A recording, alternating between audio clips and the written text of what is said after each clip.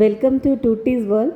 இன்றைக்கி நம்ம சேனலில் எல்லாரோட ஃபேவரட் ஸ்வீட், எங்கள் வீட்டில் எல்லாருக்குமே ரொம்ப ரொம்ப ஃபேவரட் பூரான் போலி, அதாவது பருப்பு போலி, ஒப்பட்டு, இப்படி எப்படி வேணாலும் சொல்லலாம். ரொம்பவே சாஃப்டாக கடையில் பண்ணுற மாதிரி சூப்பராக எப்படி செய்கிறதுன்னு பார்க்கலாம் வாங்க. நான் இன்றைக்கி பார்த்திங்கன்னா 2 கப் மைதா, 2 கப் கோதுமை மாவு ஆட் பண்ணியிருக்கேன். நீங்கள் வேணும்னா வெறும் மைதாவில் கூட பண்ணிக்கலாம். இப்போ கூடவே 1/4 ஸ்பூன் மஞ்சள் தூள், 1/4 ஸ்பூன் உப்பு. இது ஸ்வீட்டுங்கிறதுனால உப்பு அதிகமாக போட்டுறாதீங்க, 1/4 ஸ்பூனுக்கும் குறைவாக இருந்தால் கூட ஓகே தான். கூடவே ஒரு டேபிள் ஸ்பூன் அளவுக்கு நெய். உங்களுக்கு நெய் பிடிக்காதுன்னா நீங்கள் எண்ணெய் கூட ஆட் பண்ணிக்கலாம். ஆட் பண்ணிவிட்டு நல்லா இந்த வர மாவில் இந்த நெய் வந்துட்டு ஃபுல்லாக எல்லா பக்கமும் பரவலாக ஆகிற அளவுக்கு நல்லா நம்ம திரித்து எடுத்துக்கலாம். அந்த உப்பு, அந்த மஞ்சள் தூள், அந்த நெய், அது பார்த்திங்கன்னா நம்ம போட்டிருக்கிற டோட்டல் மாவுலேயும் எல்லா பக்கமும் ஈவனாக ஸ்ப்ரெட் ஆகிற அளவுக்கு நல்லா ஒரு 2 நிமிஷத்துக்கு கலந்து விட்டுருங்க. அதுக்கப்புறமா கொஞ்சம் கொஞ்சமாக வாட்டர் ஆட் பண்ணிவிட்டு நம்ம இந்த மாவை திரட்டி எடுத்துக்கலாம். இது நீங்கள் சப்பாத்தி மாவு பிசைகிற மாதிரியோ அல்லது பூரி மாவெல்லாம் பிசைகிற மாதிரி ரொம்ப இறுகலாக பிசைய வேண்டாம். நீங்கள் மாவு பிசையும் போதே கொஞ்சம் இலக்கமாகவே பிசைஞ்சிக்கோங்க. மாவு கையில் ஒட்டுற மாதிரி பிசுக்குன்னு அந்த மாதிரி பதத்துக்கு நீங்கள் பிசைஞ்சு எடுத்துக்கோங்க. பாருங்கள், இப்போ நான் கொஞ்சம் கொஞ்சமாக வாட்டர் ஆட் பண்ணியிருக்கேன். நீங்கள் பிசையும் போதே ரொம்ப டைட்டாக பிசைஞ்சிட்டிங்கன்னா லூஸ் பண்ணுறது கொஞ்சம் கஷ்டமாக, அது தண்ணி ஊற்றி ஒரு மாதிரி ஆகிடும். பட்டு ஓரளவுக்கு கொஞ்சம் இலக்கமாக இருக்குது அப்படின்னா நம்ம இன்னும் எண்ணெய் ஊற்றி அது பிசைய மாவு நல்லா இலகி கொடுக்கும். நான் மாவு பிசைகிற மெத்தட் நீங்கள் முழுசாக பார்க்கணுங்கிறதுக்காக தான் எடிட் பண்ணாமல் அதை அப்படியே ஸ்பீட் அதிகம் பண்ணி ஃபுல் வீடியோ உங்களுக்கு அப்படியே காமிச்சிருக்கேன். பார்த்தீங்கன்னா நான் ஃபுல்லாக கொஞ்சம் கொஞ்சமாக தண்ணி ஆட் பண்ணி மாவு பாருங்கள் நல்லா பிசுன்னு ஒட்டுற அந்த கன்சிஸ்டன்சிக்கு நல்லா இலக்கமாகவே இருக்குது. இந்த அளவுக்கு நல்லா மாவு நீங்கள் தண்ணியிலே பிசைஞ்சு எடுத்துடணும். இப்போ இதில் நம்ம நல்லா ஆயில் ஊற்றி மறுபடியும் மாவை நல்லா பிசைய போகிறோம். நீங்கள் ஆயில் ஊற்றும் போது அந்த ஒட்டிகிட்டு இருந்த மாவு பார்த்திங்கன்னா நல்லா பேன்லேயும் ஒட்டாமல் உங்கள் கையிலையும் ஒட்டாமல் நல்லா வரும். நீங்கள் ஊற்றுற எண்ணெய் அந்த மாவு ஃபுல்லாக உரிகிற அளவுக்கு ஃபஸ்ட்டு பிசைஞ்சிட்டு அது உறிஞ்சதுக்கப்புறமா திரும்ப ஆயில் ஆட் பண்ணி அகைன் அதே மாதிரியே பிசையணும். ரொம்ப போட்டு தப்புன்னு அடிக்கணுங்கிற அவசியம் இல்லை. நீங்கள் எடுத்து உங்கள் உள்ளங்கையில் இல்லை உங்கள் விரலில் ப்ரெஸ் பண்ணி அதை அப்படியே ரொட்டேட் பண்ணி எடுத்திங்கனாவே மாவு நல்லா சாஃப்ட் வந்துடும். பாருங்கள், இப்போ நான் அகைன் கொஞ்சம் எண்ணெய் ஆட் பண்ணியிருக்கேன். உங்களுக்கு நெய் பிடிக்கும்னா நீங்கள் டோட்டலாகவே இது நெய்யில் கூட பண்ணலாம். நான் எங்கள் வீட்டில் அவருக்கு நெய் பிடிக்காதுங்கிற ஒரே ரீசனுக்காக ஆயில் ஆட் பண்ணியிருக்கேன். பார்த்திங்கன்னா மாவு நல்லா சாஃப்ட் ஆகிடுச்சு. பார்க்கும்போதே உங்களுக்கு தெரிஞ்சிருக்கும். அதே சமயம் பேன்லேயும் நல்லா ஒட்டாமல் வந்துருச்சு. இந்த அளவுக்கு மாவை பிசைஞ்சிட்டு இது அப்படியே நல்லா ஒரு 2 மணி நேரத்துக்கு நம்ம ஊற வைக்க போகிறோம். நம்ம எந்த அளவுக்கு எண்ணெய் ஆட் பண்ணி அந்த எண்ணெயை நல்லா அந்த மாவோடு கலக்கிற அளவுக்கு நல்லா அழுத்தம் கொடுத்து பிசைகிறோமோ அந்த அளவுக்கு பார்த்திங்கன்னா மாவு ஊற அதோட சாஃப்ட்னஸ் ரொம்பவே அப்படியே நம்ம தட்டும் போது பார்த்திங்கன்னா அந்த பூர்வத்தோடு நல்லா இலகி ஒன்றோட ஒன்று கலந்து வரும். ஸோ இப்போ பார்த்திங்கன்னா நான் கை வைக்கும் போதே உங்களுக்கு தெரிஞ்சிருக்கும் மாவு எந்த அளவுக்கு சாஃப்டாக இருக்குதுன்னு. இப்போ இது நல்லா பாருங்கள், நான் விரல் வச்சு காமிக்கிறேன். அப்படியே தொடும் போதே அவ்வளோ சாஃப்டாக இருக்குது. இப்போ இந்த மாவு காயாமல் இருக்கிறதுக்காக மேல் சைடு கொஞ்சமாக ஆயில் அப்ளை பண்ணிவிட்டு ஒரு தட்டு இல்லைனா துணி போட்டு ஒரு 2 மணி நேரத்துக்கு மூடி வச்சுருங்க. பார்த்திங்கன்னா நான் இழுக்கும் போது மாவு அப்படியே அழகாக வருது. இது இப்போவே இப்படி இருக்குன்னா இன்னும் 2 மணி நேரம் ஊறினதுக்கப்புறம் மாவு அவ்வளோ அழகாக உங்களுக்கு இலக்கி கொடுக்கும். இப்போ இதை நம்ம ஒரு 2 மணி நேரத்துக்கு தனியாக எடுத்து வச்சிடலாம். இது அப்படியே ஊறிட்டு இருக்கட்டும். இது ஊறுற கேப்பில் நம்ம இதுக்கான பூரணம் ரெடி பண்ணிக்கலாம். போலி பார்த்திங்க அப்படின்னா 2 டைப் இருக்குது. ஒன்று தேங்காய் போலி, இன்னொன்று பருப்பு போலி. ஈவன் காரம் கூட பண்ணலாம். ஸ்வீட்டில் 2 டைப் தான் நாங்கள் பண்ணுவாங்க, தேங்காய் பருப்பு. இந்த சம்மரில் பார்த்திங்கன்னா தேங்காய் ஆட் பண்ணி பண்ணும்போது சீக்கிரம் கெட்டு போயிடும். பட் நம்ம வணக்கி பண்ணோம்னா அவ்வளோ சீக்கிரம் கெடாது. இப்போ நான் 2 டம்ளர், அதாவது 1/2 கிலோ பருப்பை நல்ல ஒரு 3 மணி நேரம் 4 மணி நேரம் ஊற வச்சுருக்கேன். இதை குக்கரில் ஹை ஃப்ளேமில் 4 விசில் விட்டு எடுத்திருக்கேன். பருப்பு பாருங்கள், கையில் எடுத்து நசியும் போது இந்தளவுக்கு நல்லா மலண்டு சூப்பராக வெந்திருக்கணும். அப்போ தான் நீங்கள் கிரைண்ட் பண்ணும்போது பருப்பு இல்லாமல் இருக்கும். நீங்கள் நல்லா நைஸாக அரைச்சிங்க அப்படின்னா தான் நம்ம தட்டும் போது பார்த்திங்கன்னா நம்மளோட ஒப்புட்டு மேலே ஓட்டை விழுகாமல் அந்த நல்லா பதமாக தட்டுறதுக்கு வாகுவாக இருக்கும். ஸோ அதனால் பருப்பை நல்லா வேக வச்சுட்டு அரைச்சி எடுத்துக்கோங்க. இப்போ நான் குண்டு வெல்லம் எடுத்திருக்கேன். இந்த குண்டு வெல்லத்தை ஒரு துருவரத்தில் வச்சு நல்லா துருவிட்டு ஃபஸ்ட்டு இதை நம்ம பாகு காய்ச்சி எடுத்துக்கலாம். பாகுனா பதம்லாம் கிடையாது, இது கரையணும். கரைஞ்சதுக்கப்புறம் இது நம்ம வடிகட்டணும். ஏன்னா நான் குண்டு வெல்லம் எடுத்துருக்கிறதுனால அது மண் அழுக்கெல்லாம் இருக்கும்.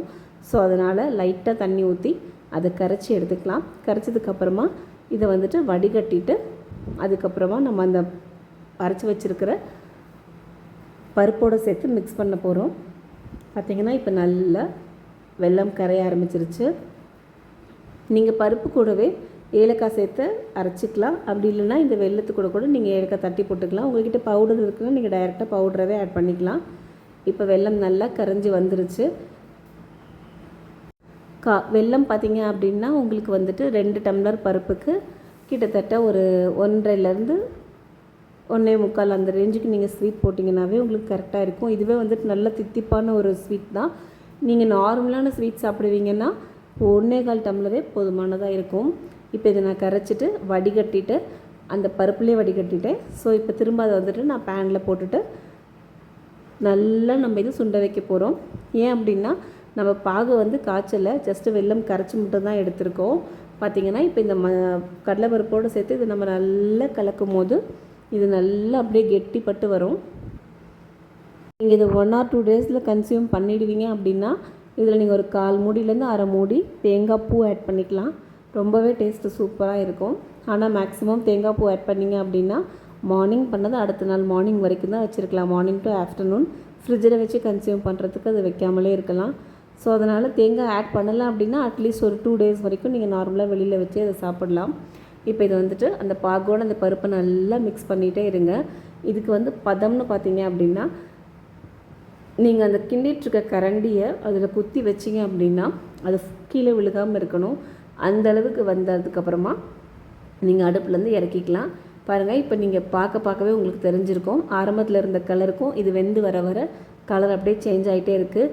எதுக்காக இந்த ப்ராசஸ்னால் நீங்கள் இந்த மாதிரி பண்ணும்போது அவ்வளவு சீக்கிரம் வந்துட்டு ஒப்பட்டு கெட்டு போகாது. இது நல்லா நம்ம காய்ச்சிறதுனால மேக்ஸிமம் நமக்கு 3 டேஸ் வரைக்கும் வெளியில் சூப்பராக இருக்கும். அதுக்காக தான் இந்த மாதிரி அடுப்பில் வச்சு கிண்டிட்டு நம்ம பண்ணுறோம். பாருங்கள், இப்போ நல்லா கெட்டிப்பட்டு வந்திருக்கு. இப்போ நான் கரண்டி நிற்க வச்சு காமிச்சிருக்கேன் பார்த்தீங்களா? இந்த ஸ்டேஜ் வரணும். அந்த கரண்டி வந்து கீழே விழுகாத ஸ்டேஜுக்கு நீங்கள் இதை வந்து அடுப்பை ஆஃப் பண்ணி எடுத்துட்டிங்க அப்படின்னா ஆறுனதுக்கப்புறம் உங்களுக்கு இந்தளவுக்கு நல்லா கெட்டியாகி வந்துடும். இப்போ இதை வந்து உங்களுக்கு தேவையான சைஸ்க்கு நீங்கள் உருண்டை பிடிச்சி தனியாக எடுத்து வச்சுருங்க. எல்லாத்தையுமே ஒரே மாதிரி உருண்டையாக நீங்கள் திரட்டி வச்சுக்கலாம். அப்போ வந்து உங்களுக்கு தட்டுறதுக்கு இன்னும் ஈஸியாக இருக்கும். சின்ன சைஸ், பெரிய சைஸ், மீடியம் அதெல்லாம் உங்களோட விருப்பம் தான்.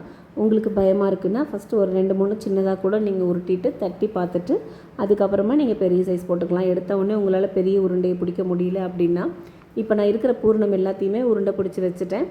பாருங்கள், நம்மளோட மைதா கிட்டத்தட்ட 2 மணி நேரம் சூப்பராக ஊறியிருக்கு. இப்போ இதிலேருந்து நம்ம குட்டி குட்டி பால்ஸாக இதையுமே சின்ன சின்னதாக போட்டு வச்சிட்டோம் அப்படின்னா நம்ம உருண்டை பிடிச்சி தட்டுறதுக்கு ஈஸியாக இருக்கும். 2 உருண்டையும் டக்குன்னு எடுத்து நமக்கு தட்டுறதுக்கு சுலபமாக இருக்கும். இல்லைனா ஒவ்வொரு டைமும் நம்ம அதை உருண்டை பிடிச்சிட்ருக்கும் போது கையில் சம்டைம்ஸ் பூர்ணம் இருக்கும். அதோட இந்த மாவு தொட முடியாது, அந்த மாவு தொட முடியாதுன்ற மாதிரி நமக்கு ஒரு மாதிரி இருக்கும். ஸோ 2யும் பிடிச்சி வச்சுக்கோங்க. நான் பார்த்தீங்கன்னா பூரணத்தை விட மைதா கம்மியாக எடுத்திருக்கேன். ஏன்னா நீங்கள் கரெக்டான பதத்தில் மாவு பிசைஞ்சிருக்கீங்க அப்படின்னா உங்களுக்கு மைதா குறைவாக தான் தேவைப்படும். 1 கிலோவுக்கு 1 கிலோ மைதா நீங்கள் பிசைகிறோம் அப்படின்னா 3/4 கிலோ மைதா தான் நம்ம யூஸ் ஆகும். 1/4 கிலோ மைதா கண்டிப்பாக மிச்சமாகும். அதுதான் நீங்கள் கரெக்டாக மாவு பிசைஞ்சிருக்கிறதுக்கான அடையாளமே. பார்த்திங்கன்னா இப்போ இந்த உருண்டையிலையுமே நமக்கு மாவு மீதி ஆகும் திரட்டும் போது. நான் உங்களுக்கு காமிக்கிற பாருங்கள். உங்கள்கிட்ட பட்டர் ஷீட்டு இல்லது வாழை இலை எது இருந்தாலும் எடுத்துக்கலாம். நான் இன்றைக்கி ஆயில் கவர் தான் எடுத்திருக்கேன். ஆயில் கவரில் நல்லா ஆயில் அப்ளை பண்ணிக்கோங்க. பண்ணிவிட்டு ஃபஸ்ட்டு மைதாவை எடுத்து உங்கள் உள்ளங்கையில் வச்சுக்கோங்க. எல்லா பக்கமும் இந்த மாதிரி ஸ்ப்ரெட் பண்ணிங்க அப்படின்னா அழகு போல் விரிஞ்சு கொடுக்கும். பார்த்திங்களா, நம்ம தள்ள இந்த மைதா அப்படியே நிற்குது.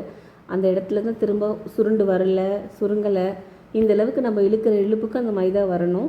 இப்போ வந்துட்டு அந்த மைதாவை பூரணத்தோடு வச்சு எல்லா சைடும் கவர் ஆகிற மாதிரி க்ளோஸ் பண்ணிக்கோங்க. இப்போ நான் சொன்ன மாதிரி பார்த்திங்கன்னா மேல் பக்கம் உங்களுக்கு எக்ஸஸ் மாவு எவ்வளோ இருக்குது பாருங்கள். இதை அப்படியே வச்சு சில பேர் உருண்டை போடுவாங்க. பட் ஆனால் மேல் தோல் பார்த்திங்கன்னா ரொம்ப அதிகமாக இருக்க மாதிரி இருக்கும்.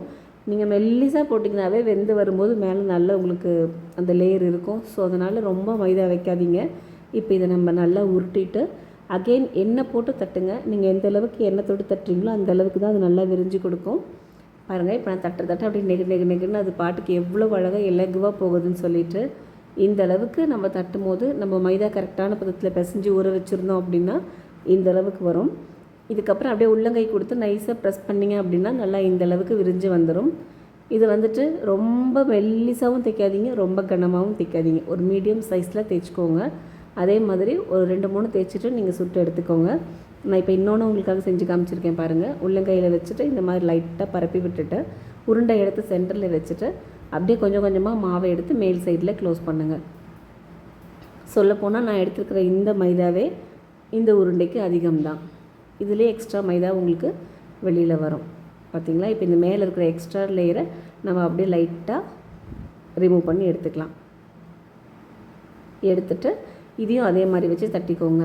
உங்களுக்கு கையில் தட்டுறதுக்கு வரல ஒரு மாதிரி இருக்குது அப்படின்னா நீங்கள் இன்னொரு ஆயில் கவரை எடுத்து அதுலேயும் எண்ணெய் அப்ளை பண்ணிவிட்டு ஃபஸ்ட்டு லைட்டாக கையில் தட்டி ப்ரெஸ் பண்ணிவிட்டு அந்த ஆயில் கவரை அப்படியே எடுத்து இது மேலே வச்சுட்டு நீங்கள் அப்படியே உள்ளங்கையில் பரப்புனீங்க அப்படின்னாவே அழகு போல் வந்துடும். இல்லைனா பூரிக்கட்டையை வச்சு லைட்டாக மேலே தேய்ச்சிங்க அப்படின்னா நல்லா அது அழகாக பெருசாக சப்பாத்தி மாதிரி வந்துடும்.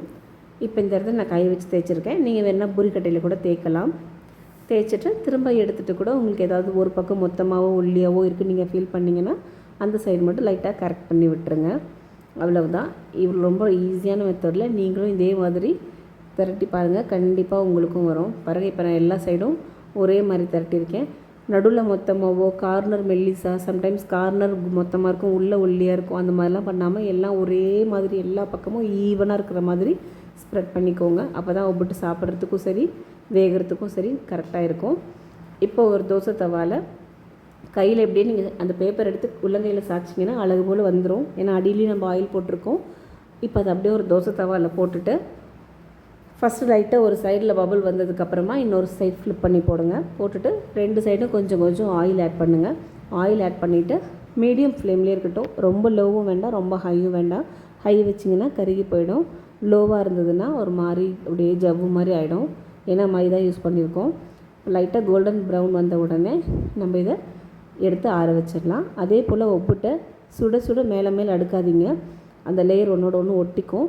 ஸோ ஆறுனதுக்கப்புறம் லைட்டாக ஆற வச்சு ஸ்டோர் பண்ணிக்கோங்க. பாருங்கள் இப்போ நான் ஃபோல்ட் பண்ணி காமிச்சிருக்கேன். எப்படி அழகாக புடவை துணி மாதிரி அவ்வளோ சாஃப்டாக இருக்குது பாருங்கள். மேல் சைடு சாப்பிட்றதுக்கும் நல்லாயிருக்கும், உள் சைடுமே நல்லா ஸ்டஃபிங் இருக்கும். இப்போ நான் பிச்சு காமிச்சிருக்கேன் பாருங்கள். பஞ்சு போல் நம்ம கடையில் வாங்குற மாதிரியே ஒரு சூப்பரான பருப்பு போலி ரெடி பண்ணிக்கலாம் நம்மளே வீட்டில். கண்டிப்பாக எல்லாருமே இந்த ரெசிபியை ட்ரை பண்ணி பாருங்கள். ஃபஸ்ட் டைம்லேயே உங்களுக்கு சூப்பராக வரும். நான் சொல்கிற எல்லா டிப்ஸையும் நீங்கள் கரெக்டாக ஃபாலோ பண்ணி பாருங்கள். அவ்வளவுதான். இதே மாதிரி மெத்தடில் நீங்களும் ட்ரை பண்ணி பாருங்கள். ரொம்பவே சாஃப்டான பருப்பு போலி ரெடி. ஆக்சுவலாக என்னால் கையில் வைக்க முடியல, ரொம்பவே சூடாக இருக்குது. கண்டிப்பாக இதை நீங்களும் ட்ரை பண்ணி பார்த்துட்டு எப்படி இருக்குன்னு கமெண்ட் பண்ணுங்கள்.